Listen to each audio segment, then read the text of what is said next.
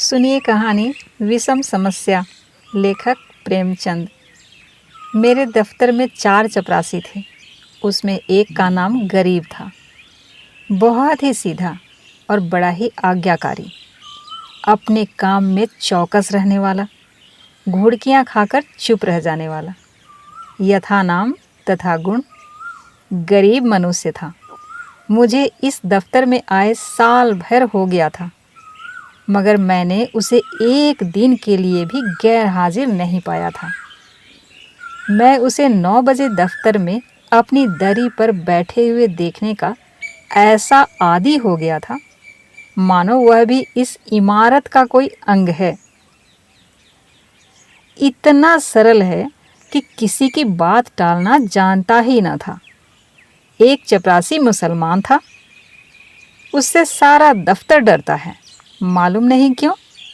मुझे तो इसका कारण सिवाय उसकी बड़ी बड़ी बातों के और कुछ नहीं मालूम होता। उसके कथनानुसार उसके चचेरे भाई रामपुर रियासत में कोतवाल थे। उसे सर्वसम्मति ने काजी साहब की उपाधि दे रखी थी। शेष 2 महाशय जाति के ब्राह्मण थे। उनके आशीर्वाद का मूल्य उनके काम से कहीं अधिक था। ये तीनों के तीनों बड़े ही कामचोर, गुस्ताख और आलसी थे। कोई छोटा सा भी काम करने को कहिए तो बिना नाक भौं सिकोड़े न करते थे। क्लर्कों को तो कुछ समझते ही ना थे। केवल बड़े बाबू से कुछ कुछ डरते थे, यद्यपि कभी कभी उनसे भी बेअदबी कर बैठते थे। मगर इन सब दुर्गुणों के होते हुए भी दफ्तर में किसी की मिट्टी इतनी खराब नहीं थी जितनी बेचारे गरीब की। तरक्की का अवसर आता तो ये तीनों नंबर मार ले जाते। गरीब को कोई पूछता भी ना था और सब 10-10 रुपए पाते थे, पर बेचारा गरीब 7 रुपए पर ही पड़ा हुआ था। सुबह से शाम तक उसके पैर एक क्षण के लिए भी नहीं टिकते थे। यहाँ तक कि तीनों चपरासी भी उस पर क्रोध जताते और ऊपर की आमदनी में उसे कोई भाग न देते थे। इस पर भी दफ्तर के सब कर्मचारी से लेकर बड़े बाबू तक उससे चिढ़ते थे। उसको कितनी ही बार जुर्माना हो चुका था और डांट फटकार तो नित्य का व्यवहार था। इसका रहस्य मेरी समझ में कुछ नहीं आता था। मुझे उस पर दया आती थी और अपने बर्ताव से मैं यह दिखाना चाहता था कि उसका आदर मेरी दृष्टि में अन्य तीनों चपरासियों से कम नहीं है। यहाँ तक कि कई बार मैं उसके पीछे कर्मचारियों से लड़ भी चुका था। एक दिन बड़े बाबू ने गरीब से अपनी मेज साफ करने को कहा। वह तुरंत मेज साफ करने लगा। दैव योग से झाड़न का झटका लगा तो दावात उलट गई और रोशनाई मेज पर फैल गई। बड़े बाबू यह देखते ही अपने जामे से बाहर हो गए। उसके दोनों कान पकड़कर खूब ऐंठे और भारतवर्ष की सभी प्रचलित भाषाओं से दुर्वचन चुन चुन कर उसे सुनाने लगे। बेचारा गरीब आंखों में आंसू भरे चुपचाप मूर्तिवत सुनता था, मानो उसने कोई हत्या कर डाली हो। मुझे बड़े बाबू का जरा सी बात पर इतना भयंकर रौद्र रूप धारण करना बड़ा ही बुरा मालूम हुआ।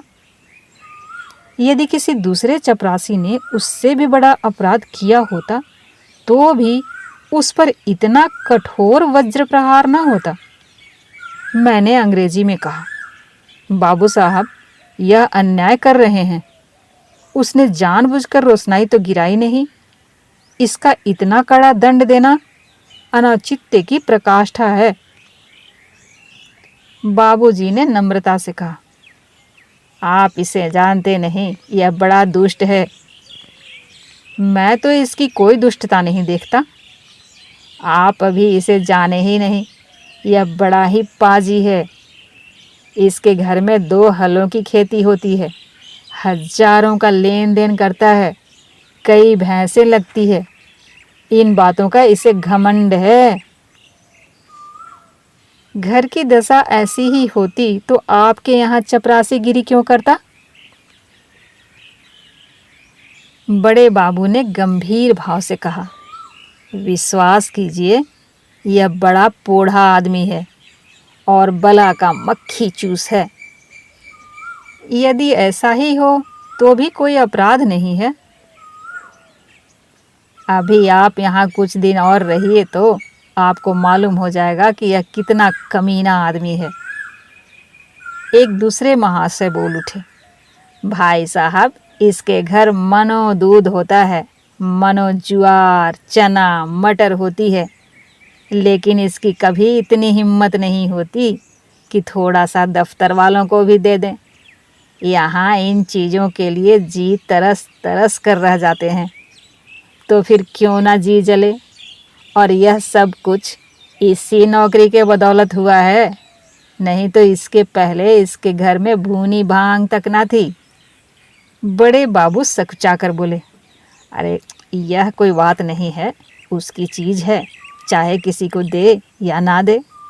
मैं इसका मर्म कुछ कुछ समझ गया। बोला, यदि ऐसे तुच्छ हृदय का आदमी है तो वास्तव में पशु ही है।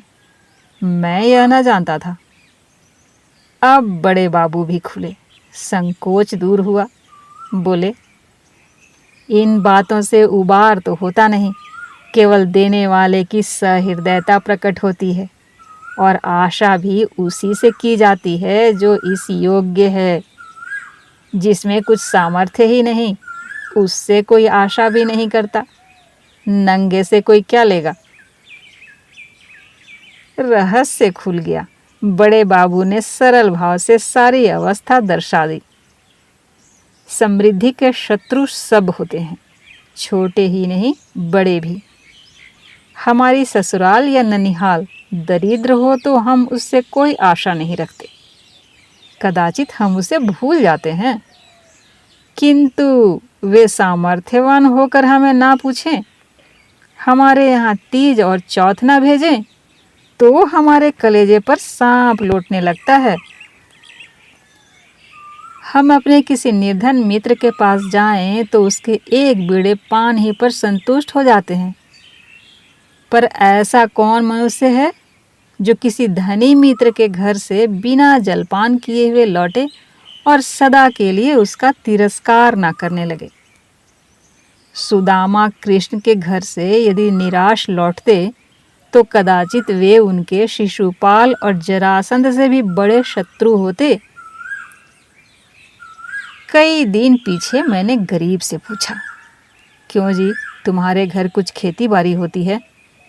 गरीब ने बड़े ही दीन भाव से कहा, हाँ सरकार, होती है। आपके 2 गुलाम हैं, वही करते हैं। मैंने पूछा, गायें भैंसें लगती हैं? हाँ हुजूर, 2 भैंसें लगती हैं। गाय अभी गाभिन है। आप लोगों की दया से पेट की रोटियां चल जाती है हुजूर। दफ्तर के बाबू लोगों की भी कभी कुछ खातिर करते हो? गरीब ने दीनतापूर्ण आश्चर्य से कहा, हुजूर, मैं सरकार लोगों की क्या खातिर कर सकता हूँ? खेती में जौ, चना, मक्का, ज्वार, घास पात के सिवाय और क्या होता है? आप लोग राजा हैं, यह मोटी झोटी चीज़ें किस मुँह से आपको भेंट करूं? जी डरता है कि कहीं कोई डांट न बैठे कि टके के आदमी की इतनी मजाल। इसी मारे बाबूजी कभी हियाव नहीं पड़ता। नहीं तो दूध दही की कौन बिसात थी? मुंह के लायक बीड़ा तो होना चाहिए। भला एक दिन कुछ ला के दो तो देखो लोग क्या कहते हैं। शहर में ये चीज़ें कहाँ मुयस्सर होती हैं। इन लोगों का जी भी तो कभी कभी मोटी झोटी चीज़ों पर चला करता है। जो सरकार कोई कुछ कहे तो कहीं साहब से शिकायत कर दे तो मैं कहीं का ना रहूं। इसका मेरा जिम्मा है, तुम्हें कोई कुछ ना कहेगा। कोई कुछ कहेगा भी तो मैं समझा दूंगा। हुजूर, आजकल तो मटर की फसल है और कोल्हू भी खड़े हो गए हैं। इसके सिवाय तो और कुछ भी नहीं है। बस तो यही चीज़ें लाओ। कुछ उल्टी सीधी पड़ी तो आप ही को संभालना पड़ेगा। दूसरे दिन गरीब आया तो उसके साथ 3 रिष्ट पुष्ट युवक भी थे। 2 के सिरों पर 2 टोकरियां थी, उसमें मटर की फलियां भरी हुई थी। एक के सिर पर मटका था जिसमें ऊख का रस था। तीनों युवक ऊख का एक एक गट्ठा कांख में भी दबाए हुए थे। गरीब आकर चुपके से बरामदे के सामने पेड़ के नीचे खड़ा हो गया। दफ्तर में उसे आने का साहस नहीं होता था, मानो कोई अपराधी है। वृक्ष के नीचे खड़ा ही था कि इतने में दफ्तर के चपरासियों और अन्य कर्मचारियों ने उसे घेर लिया। कोई ऊख लेकर चूसने लगा, कई आदमी टोकरों पर टूट पड़े। इतने में बड़े बाबू भी दफ्तर में आ पहुंचे। यह कौतुक देखकर उच्च स्वर से बोले, यह क्या भीड़ लगा रखी है? चलो अपना अपना काम देखो। मैंने जाकर उनके कान में कहा, गरीब अपने घर से यह सौगात लाया है, कुछ आप लीजिए, कुछ हम लोगों को बांट दीजिए। बड़े बाबू ने कृत्रिम क्रोध धारण करके कहा, तुम यह चीजें यहाँ क्यों लाए? अभी लौटा ले जाओ, नहीं तो मैं अभी साहब से कह दूंगा। क्या हम लोगों को मरभुक समझ लिया? गरीब का रंग उड़ गया, थर थर कांपने लगा, मुंह से एक शब्द भी नहीं निकला। मेरी ओर अपराधी नेत्रों से ताकने लगा। मैंने अपने ओर से क्षमा प्रार्थना की। बहुत कहने सुनने पर बाबू साहब राजी हुए। अब चीजों में से आधी अपने घर भिजवाई, आधी में ही अन्य लोगों के हिस्से लगाए। इस प्रकार यह अभिनय समाप्त हुआ। अब दफ्तर में गरीब का मान होने लगा। उसे नित्य घुड़कियां ना मिलती, दिन भर दौड़ना ना पड़ता, कर्मचारियों के व्यंग्य और अपने सहकर्मियों के कटु वाक्य सुनने ना पड़ते। चपरासी लोग स्वयं उसका काम कर देते। उसके नाम में थोड़ा सा परिवर्तन हुआ। वह गरीब से गरीब दास बना। स्वभाव में भी कुछ तब्दीली पैदा हुई। दीनता की जगह आत्मगौरव का उद्भव हुआ। तत्परता की जगह आलस्य ने ली। वह अब कभी कभी देर से दफ्तर आता, कभी कभी बीमारी का बहाना करके घर बैठ रहता। उसके सभी अपराध अब क्षम्य थे। उसे अपनी प्रतिष्ठा का गुर हाथ लग गया। वह अब 10वें 5वें दिन दूध दही आदि लाकर बड़े बाबू को भेंट किया करता। वह देवता को संतुष्ट करना सीख गया। सरलता के बदले अब उसमें काइयापन आ गया। एक रोज बड़े बाबू ने उसे सरकारी फार्मों का पार्सल छुड़ाने के लिए स्टेशन भेजा। कई बड़े बड़े पुलिंदे थे, ठेले पर आए। गरीब ने ठेले वालों से 12 आने का मजदूरी तय की थी। जब कागज दफ्तर में पहुंच गए तो उसने बाबू से 12 आने पैसे ठेले वाले को देने के लिए वसूल किए। लेकिन दफ्तर से कुछ दूर जाकर उसकी नीयत बदली, अपनी दस्तूरी मांगने लगा। ठेला वाला राजी न हुआ। इस पर गरीब ने बिगड़कर सब पैसे जेब में रख लिए और धमका कर बोला, अब 1 फूटी कौड़ी ना दूंगा, जाओ जहां चाहो फरियाद करो, देखें हमारा क्या बिगाड़ लेते हो। ठेले वाले ने जब देखा कि भेंट ना देने से जमा ही गायब हुए जाती है, तो बेचारा रो धोकर 4 आने पैसे देने को राजी हो गया। गरीब ने अठन्नी उसके हवाले की और 12 आने की रसीद लिखवाकर उसके अंगूठे का निशान लगवाए और रसीद दफ्तर में दाखिल हो गई। वह कौतूहल देखकर मैं दंग रह गया। यह वही गरीब है जो कई महीने पहले सत्यता और दीनता की मूर्ति था, जिसे कभी अन्य चपरासियों से भी अपने हिस्से की रकम मांगने का साहस न होता। दूसरों को खिलाना भी न जानता था, खाने की जिक्र ही क्या। मुझे यह स्वभाव अंतर देखकर अत्यंत खेद हुआ। इसका उत्तरदायित्व किसके सिर था? मेरे सिर। मैंने उसे धूर्तता का पहला पाठ पढ़ाया था।